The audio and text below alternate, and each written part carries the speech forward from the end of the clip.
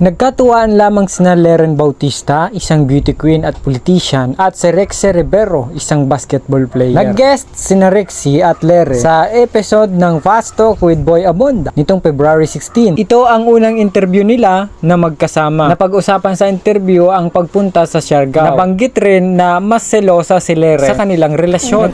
Sino mas seloso sa inyo? Hindi kasi ako masyado nag-selos dito. Hindi. Si Leren. Ako na po, Tito Boy. Aminin ko na. Pero paano? Sige, ako na Leren, po. sinasabi mo? O tumatahimik ka na lang? Paano? Minsan, depende po sa situation, Tito eh. Pag kaya ko naman, naiintindihan ko naman. Pero may mga moments na sinasabi ko na din sa kanya kung nagsaselos na ako. Kasama din sila at unang nagkakilala sa isang feeding program noong Mayo.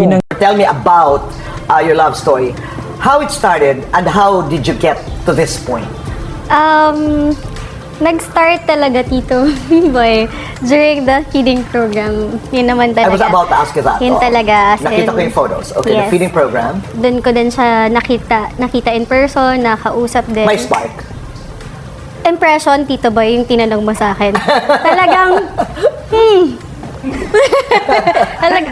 ano ba to? Nanggit rin ni Leren na walang agawan sa pagitan nila ni Andrea Brillantes, ang dating girlfriend ni Rexy. Ito nga ang dati niyang karelasyon na dating kinumpirma ni na Rexy at Andrea ang kanilang paghihiwalay noong June. Matapos magpalitan ng mga mensahe para sa Valentine's Day upang tapusin ang segment ng Fast Talk, sa show, nag-usap ang couple tungkol sa posibilidad ng pagpapakasal. Binanggit ni Boy ang pag-uusap tungkol sa 5 taong agwat ng kanilang edad na agad namang binaliwala ni Rexy habang natawa si Leren. Yan ba tutuloy na sa atin kasi sa probinsya, di ba?